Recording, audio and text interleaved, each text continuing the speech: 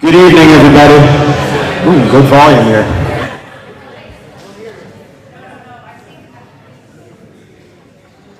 Welcome to the 13th UMFK Athletics Hall of Fame Banquet and Induction Ceremony.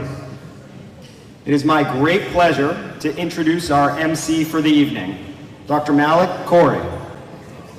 Malik is a UMFK, give him a round of applause there too.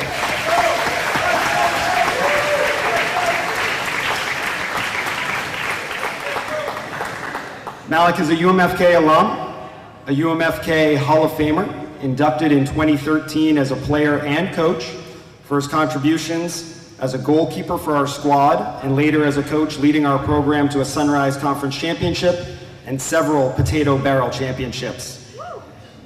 Malik is currently president of Unity College. So without further ado, Dr. Malik Corey.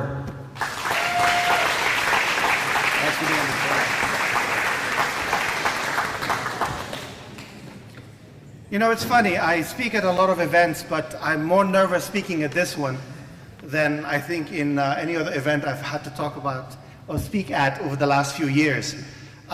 Driving up from Portland to Unity, I didn't tell you guys, no, to Fort Kent, every time I went up those hills in Route 11, a little bit of my 12 years in Fort Kent came back.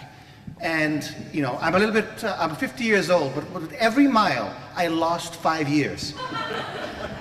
And I walked in these doors, and I swear to God, I'm 21 years old right now. I'm giddier than I need to be. And all I can think of is the jokes I used to have with my friends. And I realized, wait a second, you're grown, man. You cannot be making those silly jokes.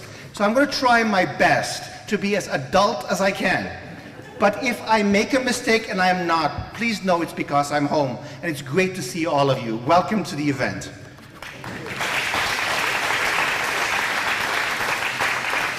You know, it's always fun to be back home. And for those of you, I can see a lot of young faces here right now.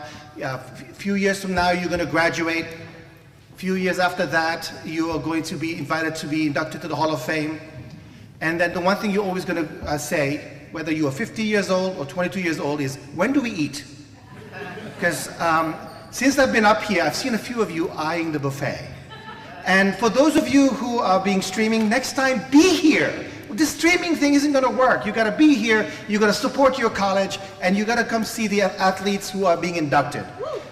Don't you guys agree?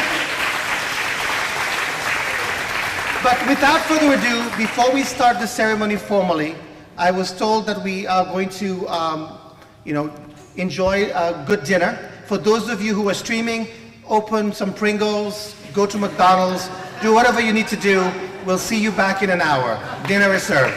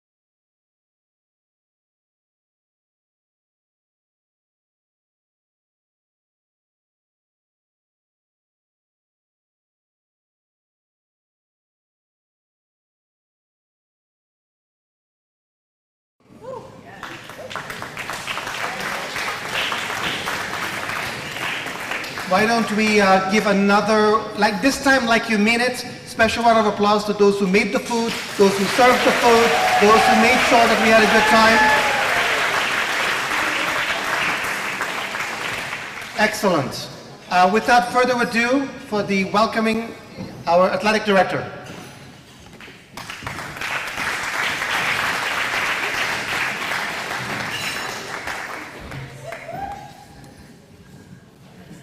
All right, welcome and thank you for dinner to Sodexo. I'm going to start with a few thank yous. Thank you to the UMFK facilities staff for putting all of this together, doing all the hard work, even when we make last minute adjustments, right, Matt? Thanks for not being too mad at us for that. Also for hanging the plaques out in the hallway. You always go above and beyond and doing a great job for us. Sodexo, again, thanks for the food. It was wonderful. There are so many people that deserve recognition for an event like this. There's so many little things that go on behind the scenes, and a lot of work is involved in this. And it can't be accomplished with a lot of people, and there's way too many people to thank, but Matt has done a great job with all of this planning, all of the committee, which I'm going to introduce in a second, but I'm going off script a little bit. Sue Tardy, always doing a lot of extra work behind the scenes, and she doesn't like recognition, but she deserves it, which she'll get some more later.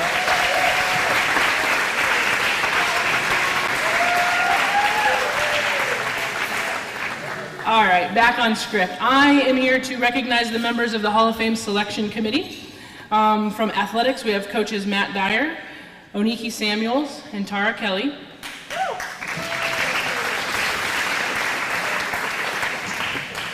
Representing alumni athletics, we have Larry Murphy, Teresa Biggs, Tammy Delisle, and Robbie Netto.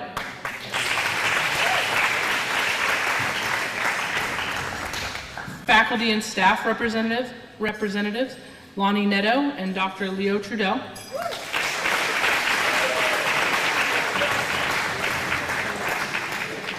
Head of Development, Shannon Lugden.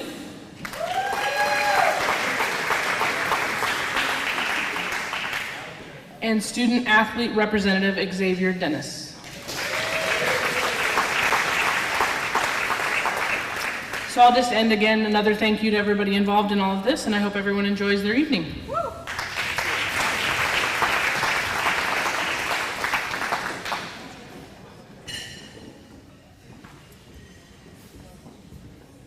You know, when I used to coach, my athletic director always gave me a hard time. And I realize now that I'm in a position of authority that I should have just said thank you, and just for the work that the athletic director does to keep the athletic program running at a college. We have no idea what you do every day. And so thank you, ma'am, for everything you do for our alma mater. You know, a college is like a small city, right? You've got people all over doing many things, and it looks disjointed. Sometimes it looks chaotic, but we constantly move forward. We cannot move forward without someone at the helm. And as a 1999 grad, having left UMFK and always looking from afar, making sure that my alma mater is doing well, I'm very, very proud tonight as the MC to introduce the president of the University of Maine at Fort Kent, Dr. Deb Eddy.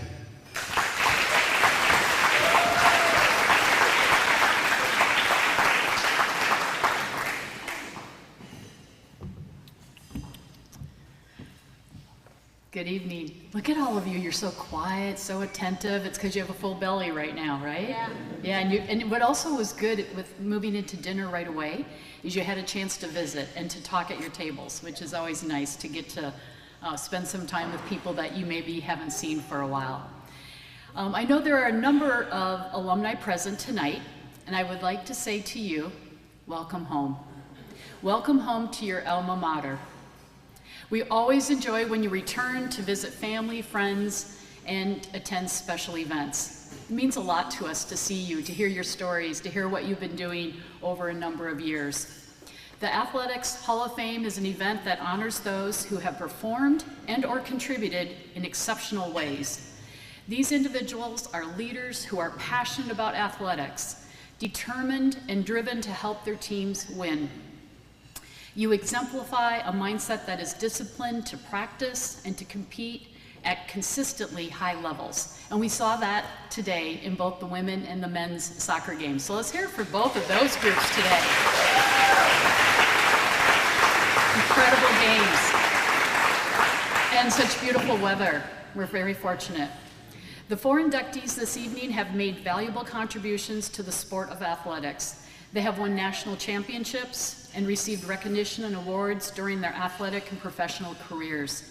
Athletics plays an important part of our students' experience while attending university. We have a number of students joining us tonight. I see them around the room, and we're very proud of our students who are not only amazing students, but amazing student athletes. And that makes such a difference, and they contribute in so many important ways. Many of them are student leaders. They're engaged, they're everywhere. They're student ambassadors for this campus, and we can't thank you all enough for being the most amazing students here at University of Maine at Fort Kent. Let's hear it for our students.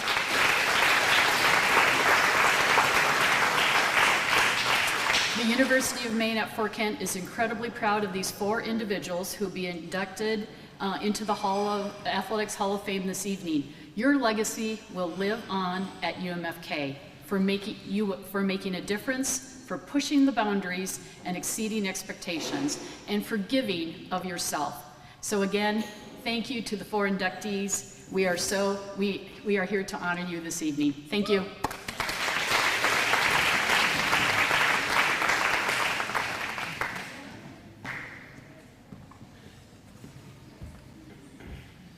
I think this is the most exercise I've gotten all year. This counts as preseason for me, so. You know, in any athletic department, you've got the athletic director, you've got the coaches, you've got also the administration, the support, but then you've got that one guy. That one guy that gets it done. Whenever you need something, wherever something has to happen, you look at that guy. And that guy is Matt Dyer. And he will be coming up in a second to introduce the Floyd Red Powell Award. Everybody please give a warm and familiar welcome to Matt Dyer. My man.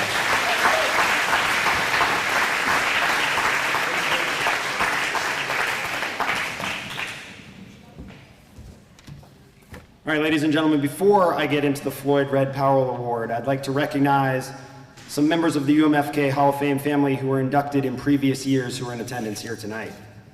Would they please stand and be recognized when I call your name? Larry Murphy from the inaugural Hall of Fame class of 2008.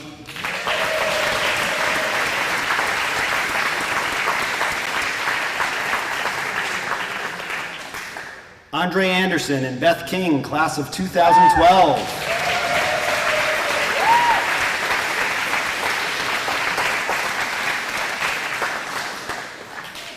From the class of 2013, Dr. Malik Corey.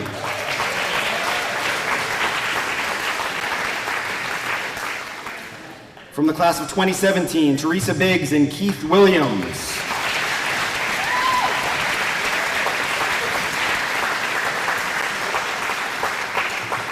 And from the class of 2020, Bill Ashby.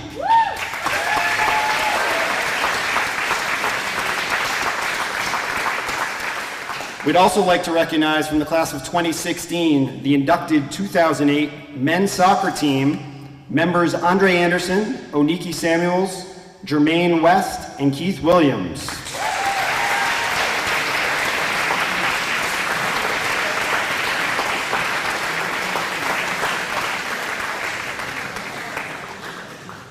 Thank you, past honorees. We'd also like to take a moment of silence to recognize 2 members of our Hall of Fame that passed away this past year. Bernard Bunny LaPlante was a dual sport soccer and basketball player for the Bengals from 1962 to 1966. And Wolf Dieter Koch, who was a soccer player for the Bengals from 1985 to 1988, and later athletic director from 1991 to 1993. May those friends of ours rest in peace.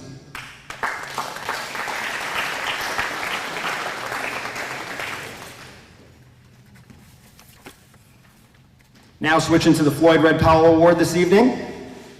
The Floyd Red Powell Award was established in 2014 and is awarded at each Hall of Fame ceremony to an individual who has made a significant contribution to the development and/or enhancement of UMFK athletics and its student athletes for an extended period of time. This year's very deserving recipient is Sue Tardy.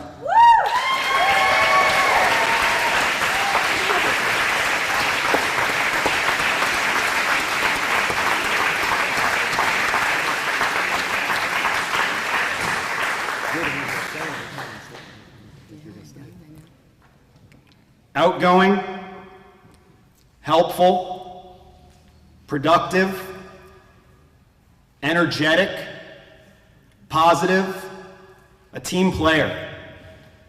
These are just a few qualities which describe Sue. From her start at UMFK 18 years ago till now, Sue has always been more than willing and able to lend a hand any way and anywhere that it is needed at our university. For athletics, this means we're working behind the scenes at big events like the Athletic Hall of Fame, being a color printer, paper slicer, and laminating station, essentially a Staples, whenever we need one, and being a liaison to so many of our alumni and community members, many of which are here tonight. Malcolm Gladwell, in his popular book, The Tipping Point, describes 3 types of people: connectors, mavens, and salespeople. Malcolm forgot the 4th category, a Sue Tardy, who is a connector, bringing people together, a maven, knowledgeable about the happenings on campus, and salesperson who helps seal the deal and just get the job done. Sue, thank you for everything that you do for our faculty, staff, students, alumni, and community members, and this university.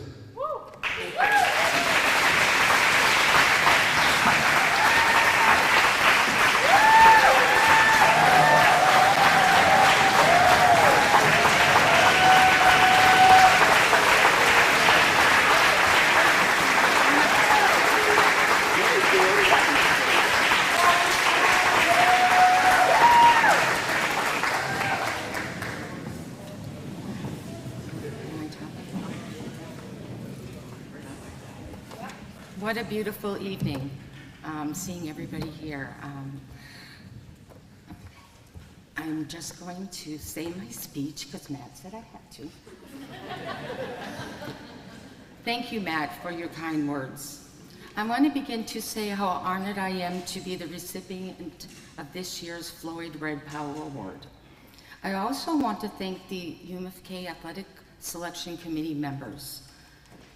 Congratulations also go out to the Athletic Hall of Fame inductees this evening. It is so nice to see so many people, friends and family of the inductees, UMFK community members, UMFK students, alumni, and supporters of the university. This Athletic Hall of Fame ceremony that began in 2008 is still going strong in 2022. Thank you, UMFK. Go Bengals.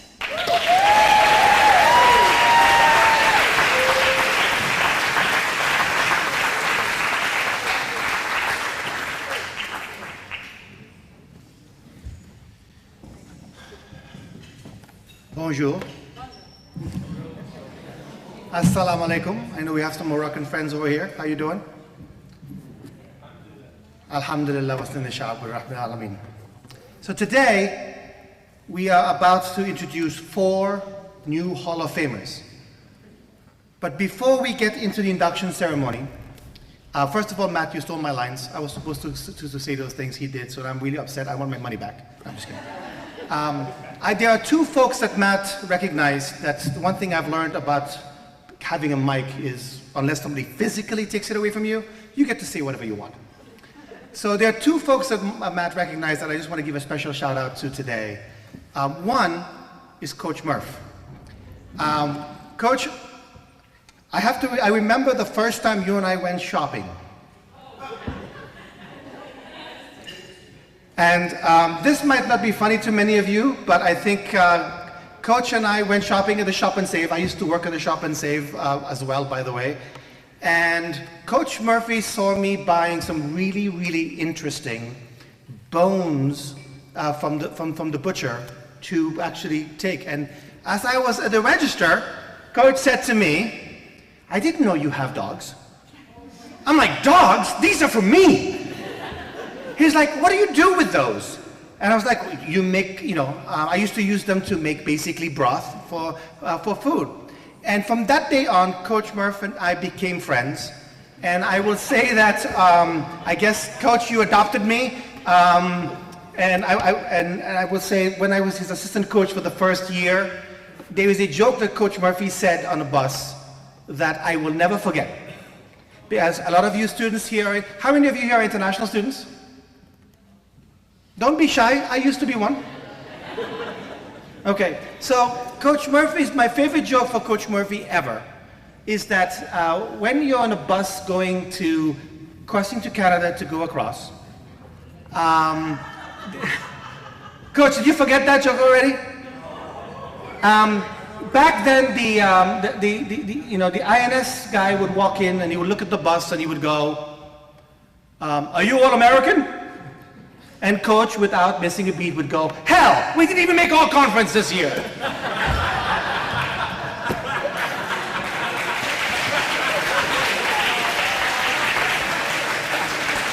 But to Coach's credit, UMFK has made a lot of all conferences, a lot of all Americans, a lot of championships. And the next inductee is no exception. And she will be introduced by my old assistant coach via video, Lucas Levesque.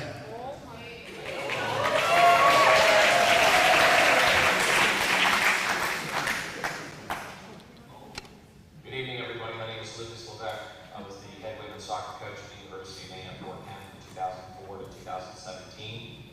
I had the privilege of coaching Catherine all 4 years of her time at Maine Fort Kent, and it's my pleasure tonight to induct her into the UMFK Athletic Hall of Fame.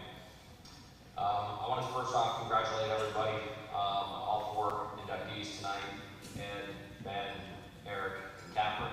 It's a very well-deserved honor. All 4 of you had tremendous contributions to UMFK athletics, and all 4 are very, very well deserving of this award tonight. As many of you know, Catherine was a tremendous player. She won every award you can think of. She was multiple-time National Player of the Year. Was captain of our team. Was the heart and soul of what we did. She had a tremendous impact on and off the field for our program, and obviously left a tremendous legacy.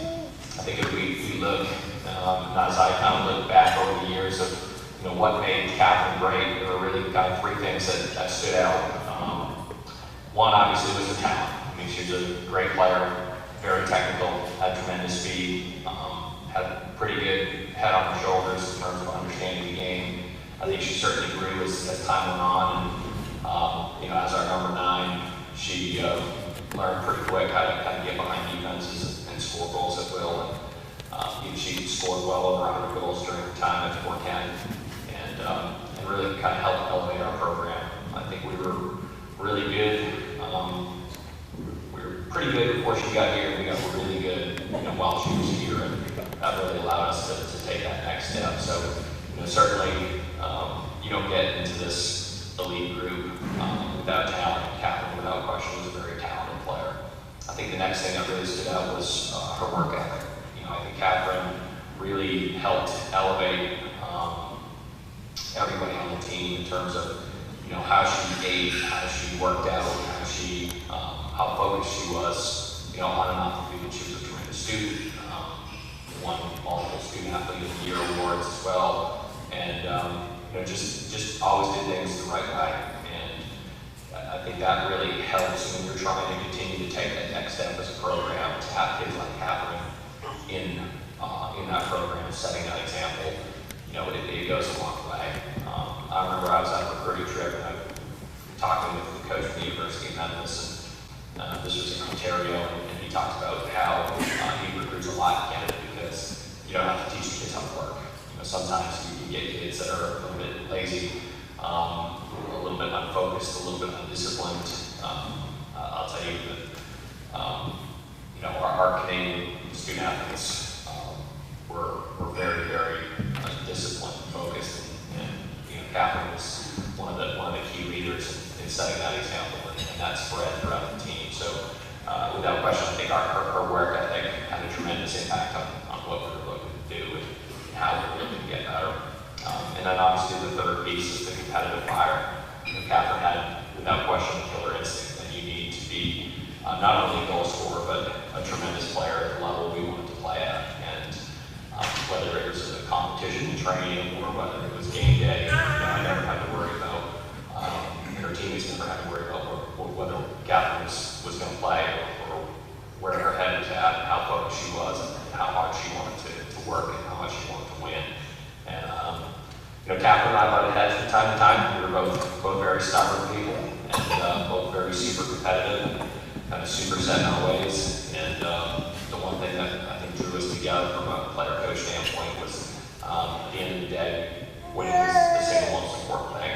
And I think we kind of bonded, and we had a mutual understanding of, hey, look, at the end of the day, this is what I need from you. This is what you need from me, and we worked together to make sure that our team was in the best position to win each and every time we stepped on the field. And Kat's competitive spirit was huge, and again, a big piece of her success, a big piece of our success. I look back, and this is kind of bittersweet for me. I've been out of college coaching now for a little over 5 years now, and it was a little emotional for me to look back and think about all the times we had, think about how special our group was, and again, Kat was kind of right at, and her 4 years was right in the heart of what we, our growth and us taking the next step. As I look back, there were really kind of 3 real big memorable moments for us, and the first one I'll share is the game against Bates. We finally got an SCAC school on the schedule, and we were very excited to kind of show how good our program was and what we could do. And we had a game on Saturday against, it was Albany College of Pharmacy. We had a fairly easy win against a pretty decent team. And then we had to get on the bus, drive to Lewiston, and prepare for Bates the next day on Sunday. And Bates was just coming off a tough loss. I think they lost 2-0 against Williams. Williams was #1 in the country for Division III. It was a 1-goal game until like the 85th minute when Williams scored the second goal. But Bates had given up, I think, 6 goals in the last 5 games, and played a tough schedule. They were really solid. And we came out and we were up 5-0, probably 10 minutes into the second half. And Kat, I believe, had at least 3, and scored some really nice goals. And this was a game I talked to our players about being a statement game and something we wanted to show not only Maine, but teams in New England how good we really were. And I think that was a game where I kind of put a lot of pressure on our kids and really challenged them to step up and to make a statement. And Kat led the way. And I think she scored 2 goals in the first 15 minutes and was just laser focused. And it was just a great showing for us, great for our program. But Kat was the catalyst for that, and that was a big win for us and a big statement win for our program. The second one was probably playing Roberts Wesleyan, D2 out of Rochester, New York. It's a game where we tied at 1-1 the year before, but we had Kamika in goal, and Kamika made like 20 saves, just kept us in the game, and it was a game where we kind of got outplayed, but stayed in it and at least got a draw out of it. So the next year we went down there, and it was their homecoming, and they had a pretty good crowd base. And I'm thinking, man, hopefully we can compete today. And we came out and played fantastic. Kat had several great plays, and a couple assists in that game. Again, her leadership, her focus, her motivating of teammates and everything else. And we ended up getting a 3-0 win against a really solid Division II school at their place, at homecoming. Not what their coach expected when he scheduled that game. That was an exciting game for us too. That was one of the first big wins we had against a big-time scholarship program. And I remember just how important that was and how well Catherine played in that match to help us get there. And really the other piece is the Damon trilogy. So Cat's freshman, sophomore, and junior year, we ended up playing Damon in the national championship game. And I know her freshman year, we had a great group. We had a lot of seniors. We lost 1-0 in double overtime, and that was a really tough game for us. That was very emotional. There was a lot of tears. And I know how upset Kat was at the end of the game, not only for her, but for the team, for the seniors that we lost. Teresa, Mary Pierre, Andrea. I mean, we can go through the list. There's a ton of kids. Mary Michelle, that whole crew. So to see them off. So the next year, we ended up playing in the finals and ended up beating them in overtime. And I think Kat scored the first goal. That was a game there in Michelle. Mary Lewis scored with like a minute to go, sending it into overtime. And that was a big one for us. And then obviously in year 3, we beat them 2-0. Kat scored the goal to ice it. Brianna Mills scored a free kick from about 35 yards out, put us up 1-0. Kat put the icing on the cake for a 2-0 win. And so those were all huge matches for us. And Kat, I know, had a big chip on her shoulder every time we played Damon. I think that was a really kind of a big rivalry that helped fuel Kat year in and year out to get us to that next level. I think for us, as I look back, one of the big stories that I kind of thought about throughout the time is, so right after we played Damon her freshman year, we opened the season at Damon in the preseason tournament. So we're playing, and we ended up losing a tough game. I think we lost 2-1. And after the match, we have a few kids in tears, and Kat's crying. And for me, it kind of caught me off guard a little bit. But that was a point where I realized that, hey, we're doing something special. When we got kids crying over a regular season loss, that tells me that we have the ship heading in the right direction. And that tells me that this kid wants to win. This kid is driven. This kid wants our program to be elite. And that was a key point for us. And that was, that's something that separated Catherine from a lot of other very good players, is the fact that she really cared about winning and making sure that our team as a whole is laser focused and competing at the highest level that we possibly can. So still remember that vividly. Kat, it was an absolute pleasure coaching you. Like I said, I know there's times I drove you nuts, there's times you probably drove me nuts. But certainly now, looking back, close to 10 years later, I realized how special that time was. I realized how special our group was, and I realized how special UMFK athletics was to me and to my family, and hopefully to you and your family as well. You certainly made everybody proud. You put UMFK athletics on the map and helped continue to elevate our program. We're all very thankful for what you did, and this honor tonight is very well deserved. I did want to leave with a couple notes. Kat was very passionate about a lot of things, and for us, we traveled a lot. So I got a chance to realize how passionate about the Red Roof Inns that Kat was. She was Red Roof Inns. She was a big fan. She loved fast food. She loved my choices of restaurants and food stops. And there's a little sarcasm in there for sure. But I think some of our biggest arguments and our biggest conflicts we ever had was on these road trips, and how much she hated some of the things that we had to, some of the places we had to stay at. There was no cockroaches or anything like that.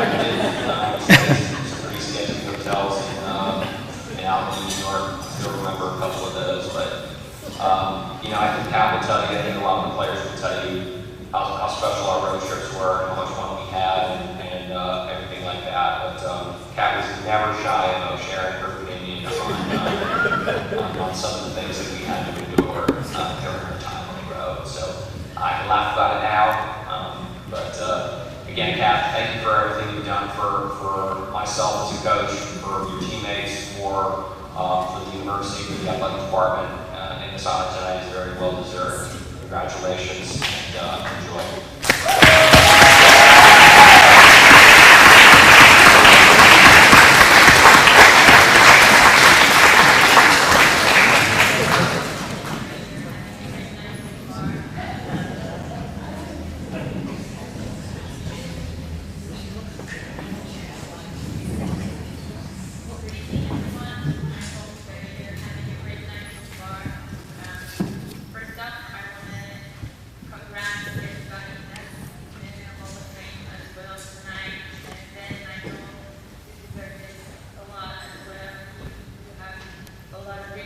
Proud of yourself. Thanks to Coach Lucas, who I believe will have made a video introducing me tonight to the Hall of Fame. There's so much to say, and I didn't write anything because I wanted the speech to be spontaneous, and I wanted something that comes from my heart. I can remember myself sitting at your places and thinking about me being in the Hall of Fame someday. I really wish I would be in the Hall of Fame, and here I am tonight. It's a great, great honor to be there. So many things have changed since then. Fort Kent was definitely a great chapter in my life. Being a kid, playing soccer, studying, and partying sometimes. We did that. Drinking in preseason, even though we weren't supposed to. We did that. But hey, now here I am, and I can only say good things about Fort Kent. It's been such a pleasure to play for this university, and we had a really, really good coach who was leading us. And I'm really proud of what I did and what we all did together during these years. And I'm really grateful for that. Since then, I played soccer when I came back to Quebec. I played for a couple of years. And then I decided I wanted to travel. So I packed my bags and I went to Nicaragua, which is in Latin America. And I had to prove myself of something. I was in need of discovering myself outside of soccer. You know, when you're so committed to one thing, it becomes a part of yourself, and you tend to identify yourself as soccer. So outside of soccer, I didn't know really who I was. So just going far away and traveling, being on my own, I've taught me so much lessons, and it made me who I am today, because I discovered another part of me that I didn't know. I didn't know that part of me. I mean, in soccer I was really competitive, and it was great for me then. But then I needed something else. I needed to know. So I traveled, I discovered a passion for surf, and it taught me a lot. It taught me to be calmer as a person. It taught me to respect the nature, because even though you're the best surfer, which I'm not, you'll never be stronger than the sea. The sea will always have more power on you, and you have to bow to that. But even though it's stronger than you, it can teach you so much. It can teach you to be patient. It can teach you to be calmer, as I said. It can teach you how to breathe. It really changed me being a surfer. And then I started to discover that I wanted to help people, but I didn't really know how. I mean, I studied in psychology, so I always been interested in being human. But I realized that it was not as much as the scientific part, but the human itself, and having a conversation between two people and just listening to the person and taking the person for who or she is. And I mean, we all have bad days, we all have good days, and just being there for someone and hoping to make a difference in their life and trying to be inspiring to them, I think it's one of the things that drives me in my today life. Now I'm a massage therapist, so I still work with people. Back in the days, I decided to choose psychology mostly because I wanted to play soccer. But when I graduated, I could not see myself in an office and working a 9 to 5 days a week, and waiting for my weekend to come. I knew I wanted something different, but I just didn't know how. And through the work I'm doing right now, I'm able to have free time, which is, I think, the richest thing we can have is time. So I make my own schedule. If I want a day off, I take a day off. And I'm able to meet some great people, and sometimes it's just about a little seed you can plant into someone, and when they'll be ready, that seed will eventually grow, and that will make some changes in the life of the person. So that's mostly where I'm at right now. I live with my girlfriend just outside of Montreal. Back then I was living north of Montreal, and now I'm on the other side of Montreal. We're surrounded by fields, and we have a couple mountains we can go. We have a lot of apple trees in our backyard, and I think it's about being a better person every day. And as I said, we all have good days, we all have bad days, but what can we do to make tomorrow better? And trying to learn from our mistakes. We all did mistakes in our lives, and I think that learning from that brings us to be a better person every time. So I hope you guys have a great evening tonight. Vic, Ben, take a shot for me at DJ.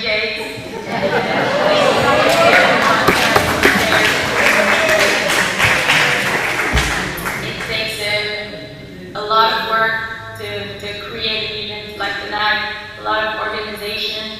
So thanks to everybody who put that together, and I hope you have a great evening. Thank you.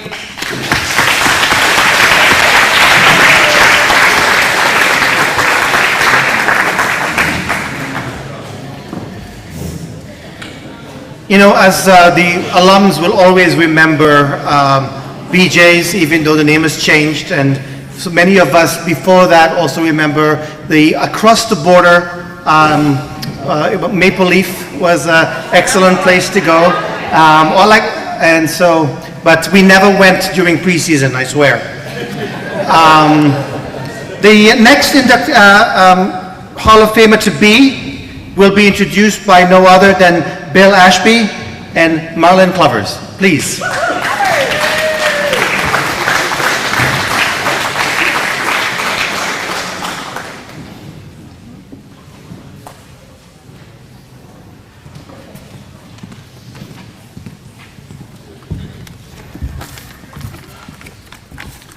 Good evening. I'm Marlon Clovers, father of Ben, and I'd like to provide a short perspective of a Hall of Fame presentation from a parent's point of view. It's wonderful to be back. I'd like to first of all congratulate all the Hall of Fame inductees tonight, Ben, Catherine, Ed McKay, and Eric Wernchin. And I'd especially like to make a point of Eric.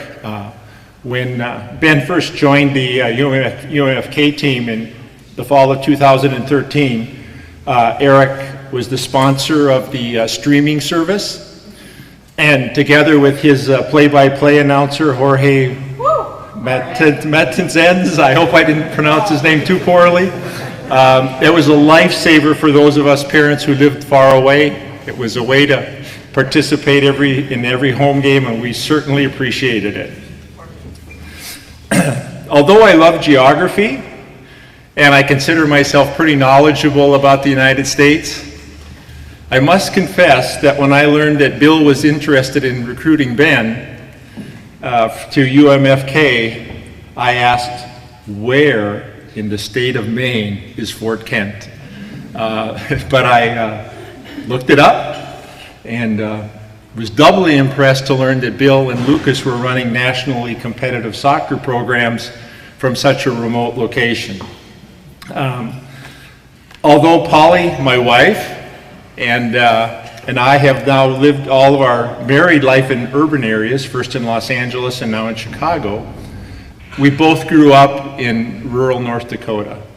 And so we have a lot in common with this community. And the first time that I brought Ben up in the fall of 2008, the Ploy Festival and the International Muskie Derby were in progress. And I still remember strolling down Main Street with all the vendors, all the people enjoying themselves, and just random people saying hello. And it's not something you run across in Los Angeles and Chicago, but it reminded me of North Dakota a great deal.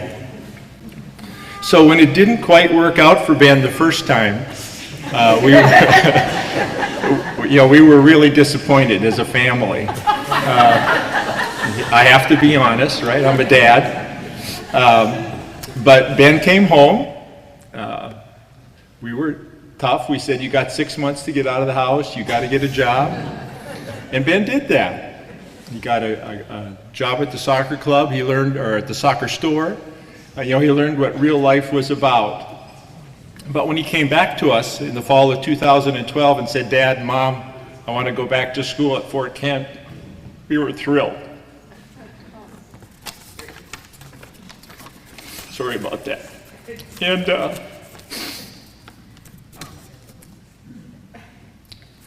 so what happened from then on, of course, is well known, and I don't want to go and recite all the details. But several years ago, I sat down and I made a list. And from my count, Ben participated in 102 games while he was at Fort Kent. And Polly and I were able to attend 36 of them in person, whether it was from Cornwall, Prince Edward Island in the east, to Owensboro, Kentucky in the west, from Asheville, North Carolina in the south, to Fort Kent, Maine in the north. We had wonderful weekends. It was just tremendous family time for us. And but even more than getting to see Ben play, which was a great thing, getting to know his teammates, getting to know his coaches on a personal level is just wonderful.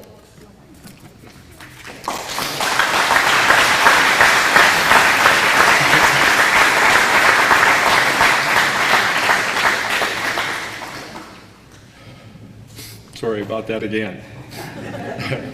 But in closing, I want to keep this brief because Bill's going to have a much more entertaining presentation than I will. First of all, I want to say thank you to Bill and Lucas for having a nationally competitive soccer program, number one, and number two, inviting Ben to participate in it. Number two, I want to say thank you to his soccer teammates. They were committed, they're wonderful human beings, and the success as a team and the success they had as a team and individual is proof of that.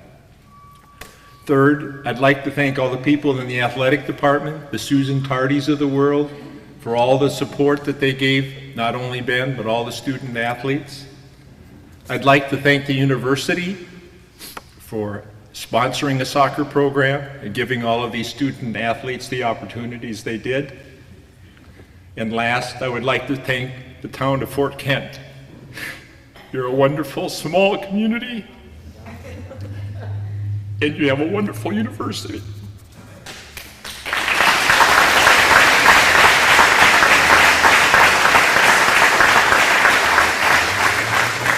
So even though Polly and I live far away and don't get to come here very often, in a small way we feel a very integral part of the UMFK family. Thank you.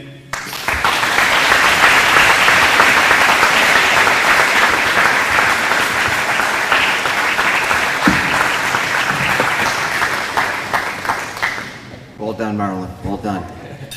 So, you know, I usually use these time to not honor our student athletes, but poke a little fun back of all the hard times they gave me over the years they played for me.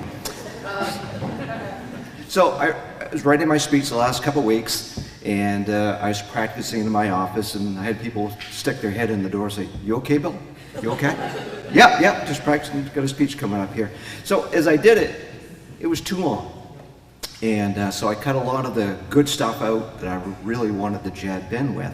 But then I get here tonight, and I see this write-up, and if Lonnie Netto ran this in my speech through Turnitin, it would be quite evident that somebody plagiarized my speech. So Ben, I'm putting some stuff back in. I'm going to add a little bit here.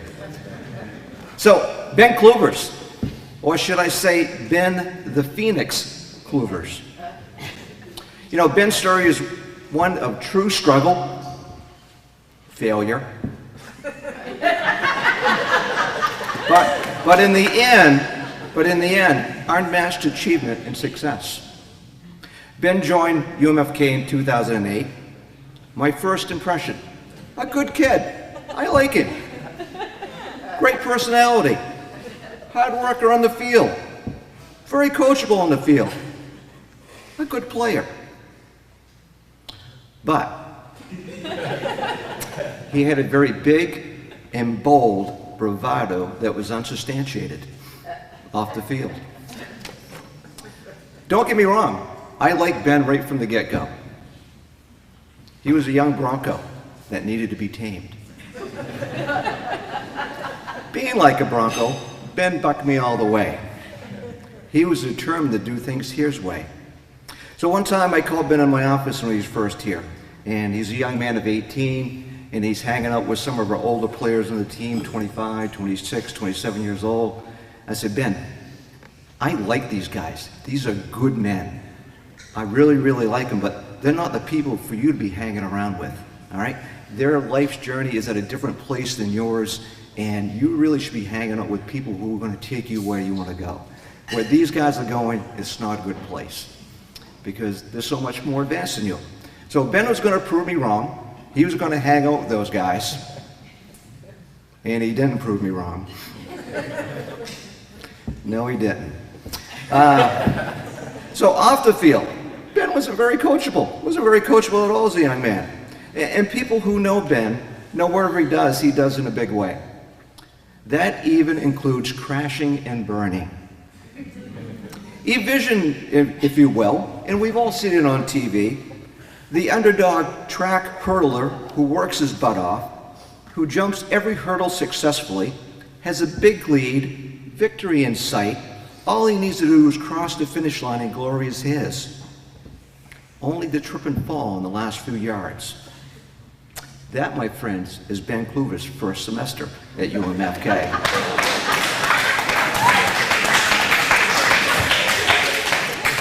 Second semester, well, let's just say Ben got disqualified for false start. It became clear to me, it became clear to Ben's mom and dad, as you heard from Marilyn, that Ben needed some time off. He needed some time to find himself, to sort himself out, adjust his priorities, and time to become an athlete.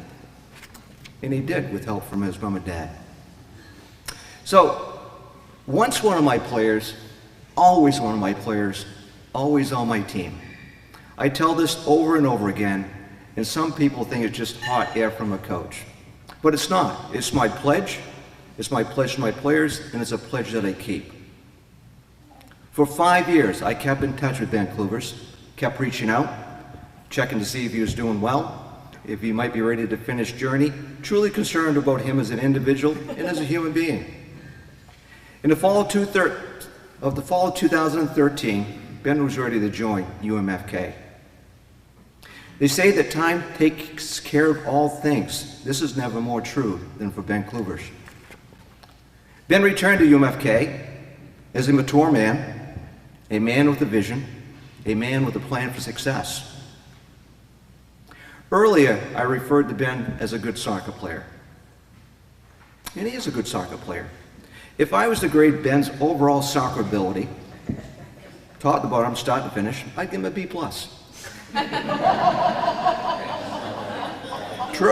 True. But you can imagine it takes much, much more than being a B+ player to get into this Hall of Fame. To have your name spoken in the same breath as fellow soccer teammates and Hall of Famers, Emma Jacoby, Andre Anderson, Keith Williams, Damian Stone, Barrington Blake, and Jared Phillips. It takes a massive performance to make this Hall of Fame. It takes a Herculean effort, an effort that is worthy to sit upon the mountain of UMFK glory.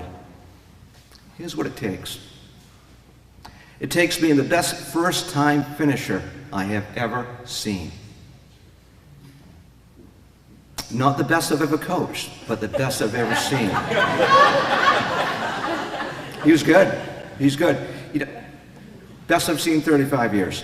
Ben was a player who could make a no-chance scoring opportunity into a spectacular goal. He had the professional ability to read the game and to be at the right place at the right time. The ability to take a less than half chance and put it on the scoreboard for us. But Ben will attest, we had many conversations that go something like this. Going back to the B+ player. Ben, stop trying to be a soccer player. We don't need you to be a player. We have players. We need you to do what you do well and do best. Score goals. Just go score goals, Ben. And that he did.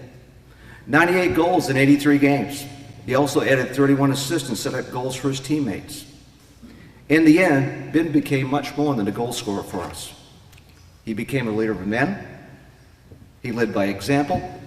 He led by deed and direction. He was the foundation for the Bengals in unprecedented national soccer success. Ben's 4-year team record was 81 wins, 6 losses, and 1 tie.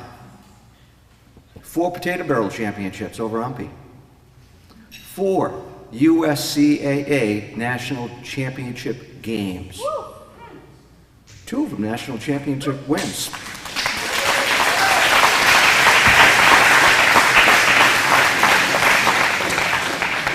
Ben was selected to 4 USCAA National Tournament All-Tournament teams and winning MVP in 2006. A 4-time first-team All-American selection. But the honor that's probably impressed me the most is an honor that is extremely hard to get. And it really speaks to the breadth and the overall character of the man. So Ben won 3 National Players of the Year award in the USCAA. And that has never been done before, and I doubt if it'll ever be done again.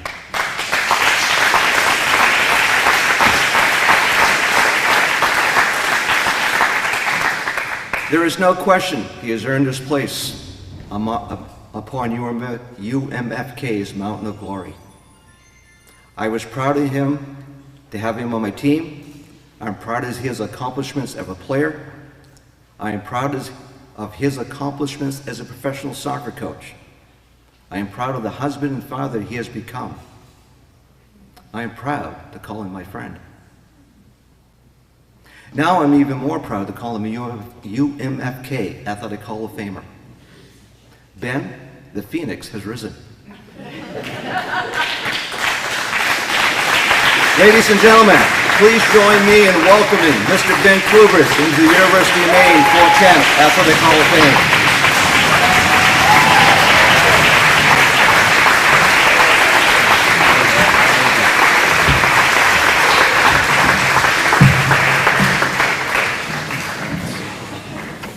It's all situated. All right.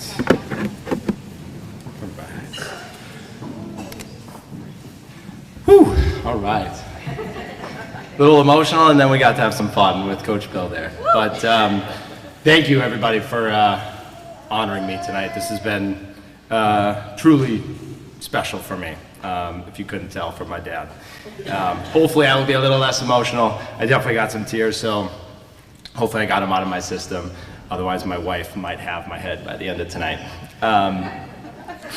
Well, I have to say, for anyone that knew me back originally in 2008, when I first stepped up on campus, probably never thought I'd be standing up in front of you today, especially when I finished in the spring of 2009. Definitely wasn't going to be the case, but we'll get to that later. Before I get started, I want to do something a little different. Most inductees thank people, right? I think that's a big part of what we do here, because without you guys, it wouldn't be possible. But I would like to apologize, right? Because I think I made a lot of mistakes, and I want to take the time to apologize, starting with the UMFK staff.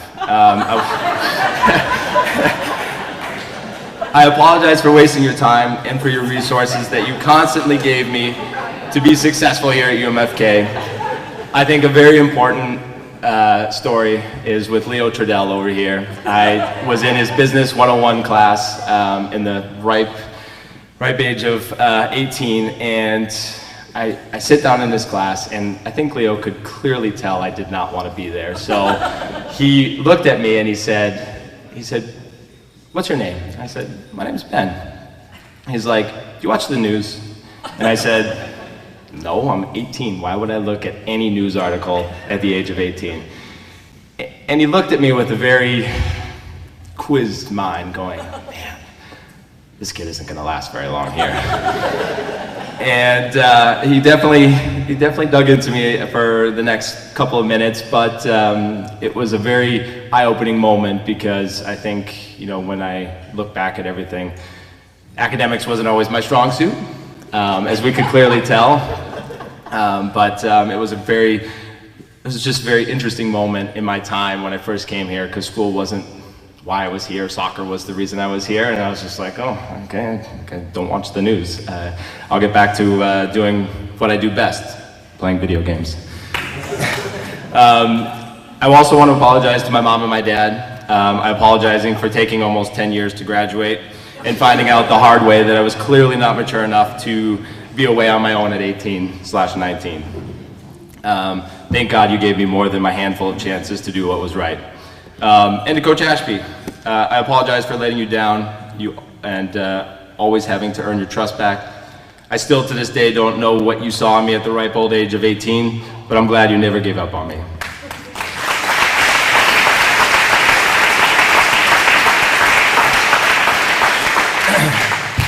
So a lot of you know who I am, clearly, because I'm being inducted tonight, but that was for the accomplishments of from the fall of 2013 to the spring of 2017, right? But only a very few of you know the journey that it took to get here. I know you heard a couple of things from my father and then a couple of things from Coach Ashby, but there's a lot more to the story, and I can't wait to get to it.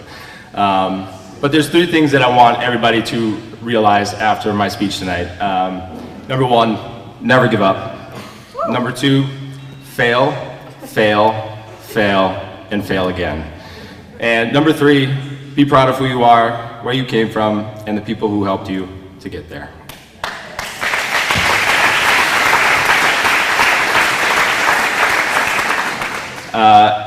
And before I get started with kind of my journey, the way I found out that I was being inducted into the Hall of Fame this year was quite interesting and honestly not surprising at the same time.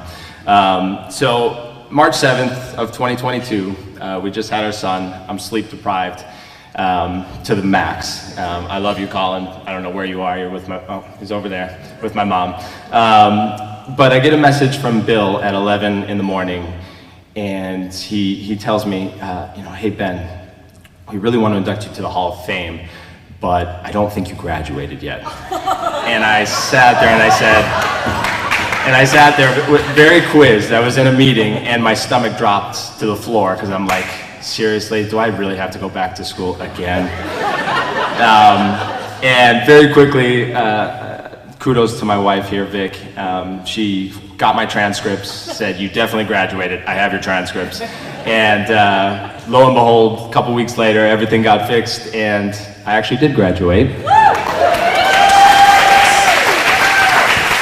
And I'm up here in front of you tonight because if there's only one academic thing that needs to happen in order to be inducted, you need to graduate.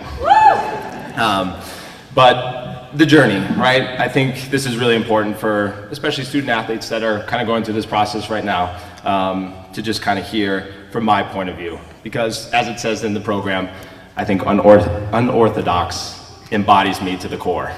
August 2008, a week before preseason, I find out that I'm going to school at the University of Maine at Fort Kent. I think most kids nowadays in their sophomore, junior years of high school, they're going on trips to universities, checking out campuses. I found out a week before preseason, and I looked at my dad, I said, oh, I guess we got lucky, and let's go to Fort Kent. But then I said, wait, where is Fort Kent? And my dad, like he said, very knowledgeable of the United States, had no idea. Boy, were we in for a trip. We landed at Logan, 7.5 hours later, north. We're in Fort Kent, or what felt like Canada at the time. I step out of the rental car, and I meet Emlyn Jacoby, Hall of Famer, right? And what felt like the entire Jamaican national team. All the boys back there. I would like to say I fit right in, but I think Emlyn, Andre, Barry, Oniki, all the boys would look at me and say, I don't think so. And over the course of the fall season, 2008 season, which was one of the most successful ever, which is why they've been inducted into the Hall of Fame as a team. It's truly an accomplishment, and just being a part of that team was amazing. But in that freshman year of mine, very quickly, I learned that I'd be redshirted. I think it's every player's worst nightmare, especially when I don't think it's their decision, it's a coach's decision, which was the right decision, if I'm going to be very clear. As a player, you know, it stung me to the core knowing that I couldn't play. It was devastating. I felt like everything that I came here for was now a waste. But that's an 18-year-old thinking in the moment, right? But all that was required was to continue to work with the team, attend practices, along with doing well in school, and the fall of 2009 would be the start of Ben Kluver's UMFK soccer career, or so we all thought. I could not tell you how relieving it was to not have to listen to my mom and dad nagging me every day and tell me what I needed to do, and I took full advantage of that. This is when video games really became a popular thing. Halo 3, Call of Duty Modern Warfare, Call of Duty World at War were just a few of the games that I played on a hourly basis here at the campus. If playing video games was a degree back in the day, I'd have a 4.0 GPA, and I would be very successful. As Coach Bill said earlier, I quickly befriended people at the time that would ultimately guide me in the wrong direction.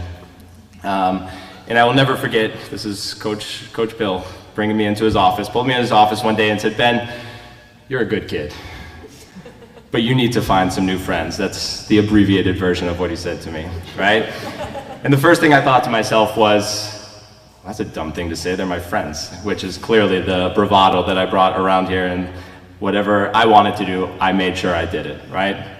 And with the combination of video games, friends that ultimately guided me in the wrong direction, and ultimately no direction in my life would be the final nail in the coffin. I went from having straight A's, I want to be very clear, I had straight A's up until Thanksgiving 2008. Unfortunately, Coach Bill decided to take me to Fresno, California for the NAIA National Championship when I wasn't even playing. Homework was the last thing on my mind. I went from having 4 A's to, 5 A's, 4 F's, 1 D by the end of my first semester. And then in the spring, I finished with another wonderful 4 F's. At this point, I had a .09 GPA. And I was, I don't know why we're applauding that, that's not a good thing. And I was dismissed from UMFK on academic probation. Try going home to a mom who is an educator in middle school to tell her that her son had just failed out of college. It didn't go so well. At this point in my life, I was no stranger to failure, but never to this magnitude. And my mom's first words to me after a couple of days of silence were, "You are going to need to find a job and move out on your own and know what it's like to have a job with no degree." Okay. On the job hunt I went, and in no time I found a job, like my father had said, at a soccer retail store. Surprising, I know, soccer. Soon after, I would move out of the house and live with a couple of other guys that I'd worked with. Over the course of the next couple of years, soccer always remained constant in my life, but the thought of going back to school just never got me really excited. But lo and behold, Coach Bashby, every year after I had left, would reach out to me and politely ask, "I think you're ready to come back. Let's get you back into the UMFK and let's get you your degree." And every year up until 2013, I had said, school's just not for me. I'm gonna take a pass, and would politely decline and move on with my life. Coach Ashby never gave up on me, just like my parents never did. This would be the catalyst to one of the greatest comebacks ever. After a semi-professional game in the fall of 2012, like my dad had said, I went to breakfast with my parents and announced I felt like I was ready to come back to school. And that was a big deal for me, because I really didn't like school at that time. And in the moment, I could see the both of them that it was the right decision and the right time. I was 23, I wasn't getting any younger. And they were in full support of it. This was a great feeling, and I was ready for the best 4 years of my life to commence. Fast forward to November 15th, 2016. We had just won our second national championship. I was a two-time national champion. I finished with 98 goals, 31 assists, 227 points, and various other accolades along the way. I won't bore you. You may initially think that, wow, Ben Kluvers, really good soccer player. Let me assure you, that was not always the case. Coach Ashby said it best to me. When you take more than 3 touches, you are just a terrible soccer player. Thanks, Coach. He also likes to remind me that over the course of my 4 years, we lost more games than any other teams combined before us. Also, thanks, Coach. When I came back in 2013, I never thought in my head that I would hold a school record for goals and overtake arguably one of the best strikers to grace Fort Kent, Andre Anderson back there.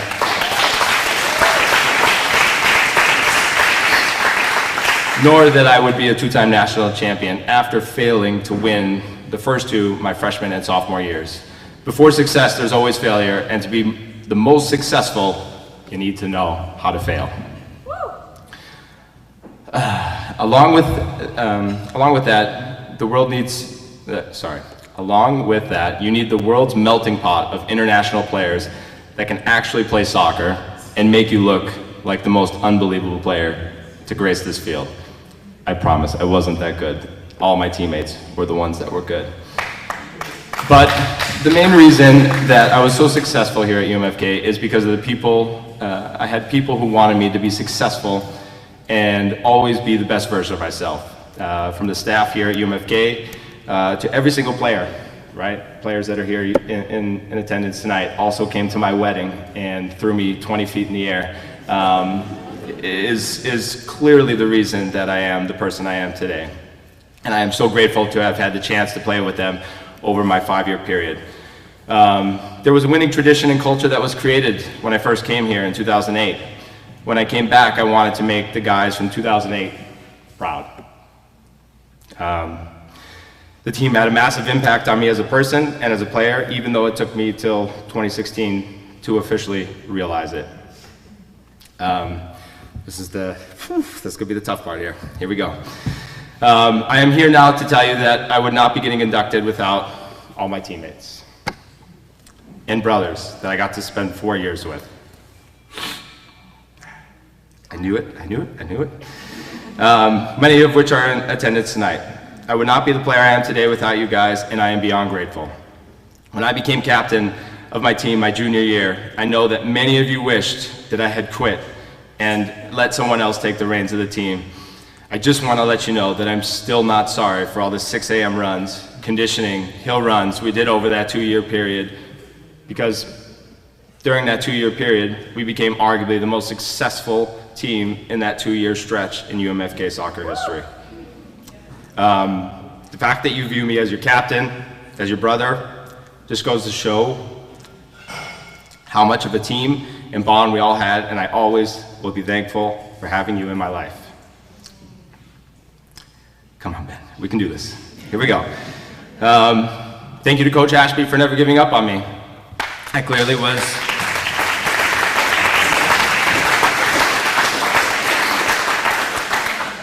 was a decent soccer player all along, and I'm sorry I made you wait until 2013 to see the return on your investment. Thank you to my parents who allowed me to come back here and truly make my mark on the Fort Kent community. Without their support, travel to more games than I could ever have imagined, and snacks for the whole family of boys on the bus, we would not be able to accomplish all the things that we did. I'd also like to thank my wife, Victoria, who stood by my side since day one, and Willie, more importantly, he's here tonight. Where's Willie? Where's Willie? Back there.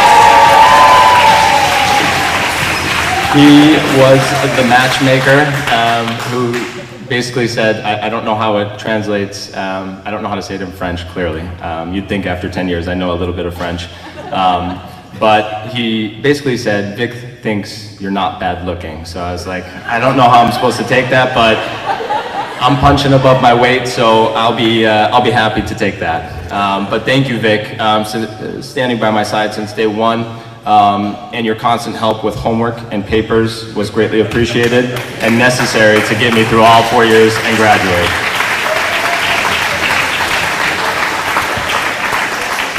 Thank you to everyone here tonight and all the people who could not be here today. I want to finally thank the Hall of Fame committee for such an incredible night and putting on another great induction ceremony. Thank you, everybody.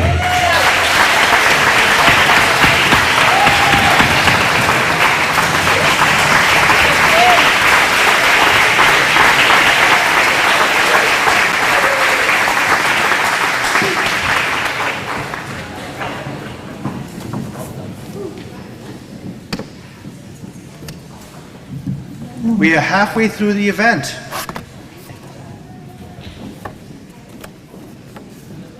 Our next inductee, Ed McKay, class of '82, will be introduced by Al Bouchard. Al, are you here?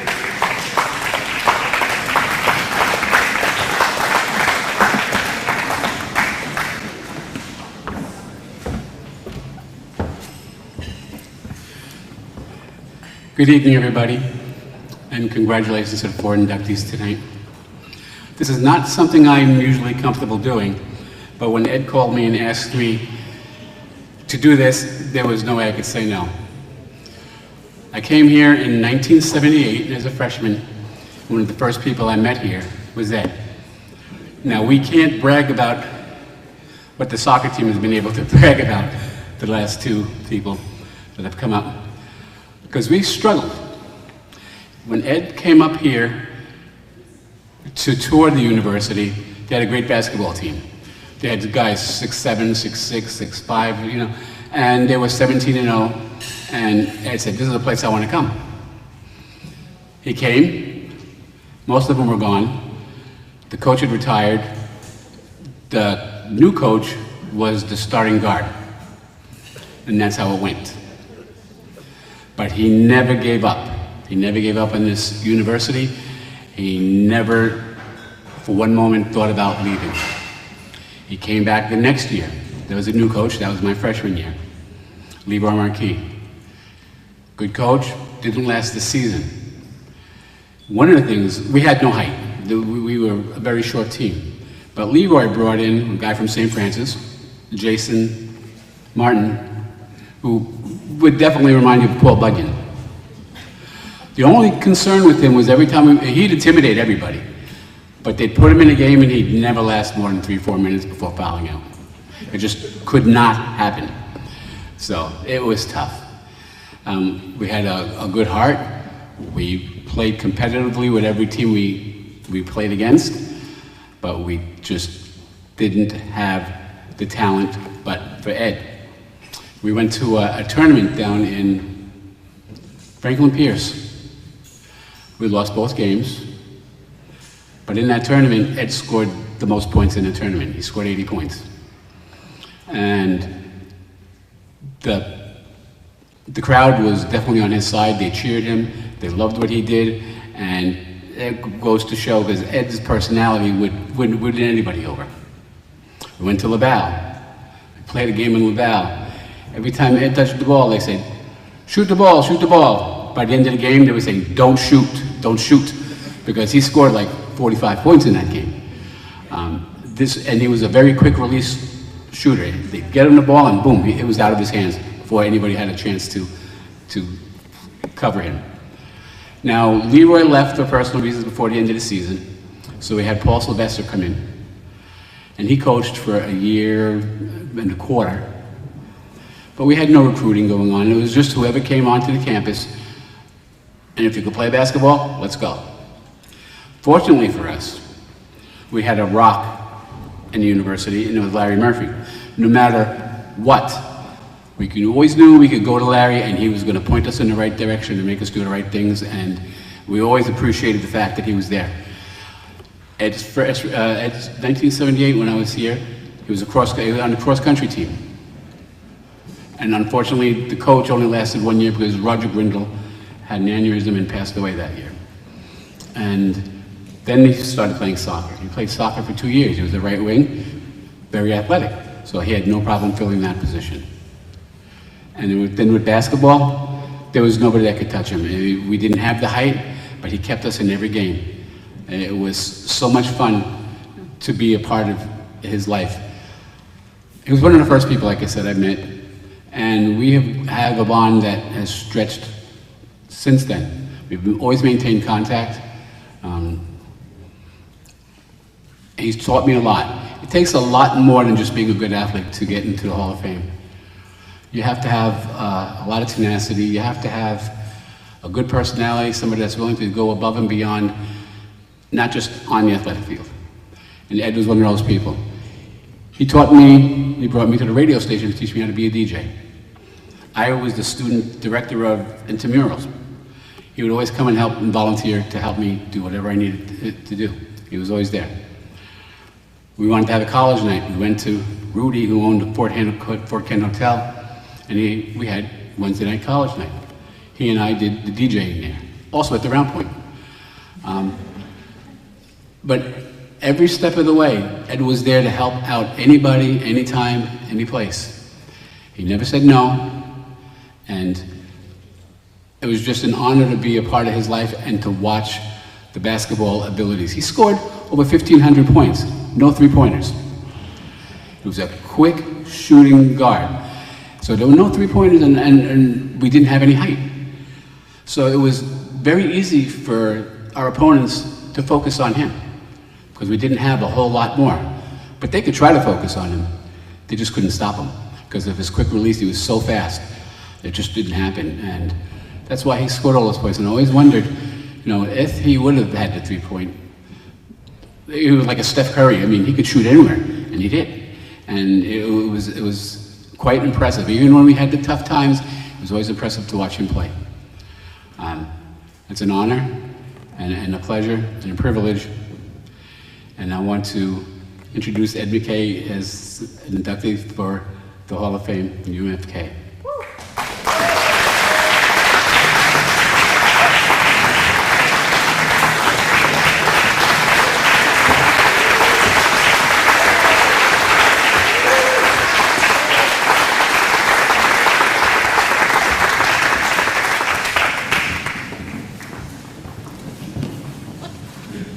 Good evening, ladies and gentlemen. Al was my roommate, so he had to say that. Okay. I'm honored to be here this evening with you all. It's been a long journey, traveling and getting nominated for this award. For me, coming here, it was like homecoming. While coming up to campus, it was great to see how things had developed over time and how some things haven't changed. Different landmarks is still here that was here when I was going to school. I remember first getting to the university not knowing what to expect, being so far from home and alone. One thing I learned was there was no strangers on campus. Coming from a warmer state, Florida, where I lived before I came to Maine, it turned out to give me a lesson in planning for the winter because it was so cold. And in the winter of '76, my first year, I remember for the rest of my life because I've never seen snow before. Yeah. That winter required me to learn how to dress appropriately for the coming winters. And looking back on that now, I realize my experience in northern Maine was one of the best experiences in my young life. Excuse me. Everyone, even me, has that thing that just brings a spark of joy to your life. And for me, that was basketball. The first year, like Al said, was a very notable year in basketball. We had at least 3 players at each position. And I was lucky enough to come off the bench at that time because that was my freshman year. So I was 6th or 7th man at the time. It pushed me to improve my game, not wanting to be a one-dimensional player. We jumped out to a 17-0 start that year. We made the regional playoffs, but with losses and key injuries to key players, our dream season came to an end. Little did I know it would be the last season of the former UMFK Hall of Famer, Ozzie Osgood. He was my first coach. And it was a great honor to play for him and on that special team that year. Similar to many students, I started to miss home after arriving on campus. I made a big decision to transfer to a local college in my hometown in Florida, which lasted 1 semester. I realized I could flourish more in a smaller college environment, so I returned to UMFK the winter of '78. Now that I was back from Florida and in Maine, I was able to continue my love for playing basketball in the next 3 years to come. I continued to play basketball. I had the honor of being coached by many great individuals. As Al mentioned, the late Leroy Marquis, Paul Sylvester, and another Hall of Famer, James Elias. During that period of time, the 3 years, we saw an abundance of players come and go. Those were real lean years, those years. But everyone gave what they had, which was a great effort, and I was proud of that. They didn't give up. During those 3 years, in order for me to stay in shape and condition, I tried my foot at soccer and cross country. So under the tutelage of another Hall of Famer, Larry Murphy, soccer coach, and the late great Professor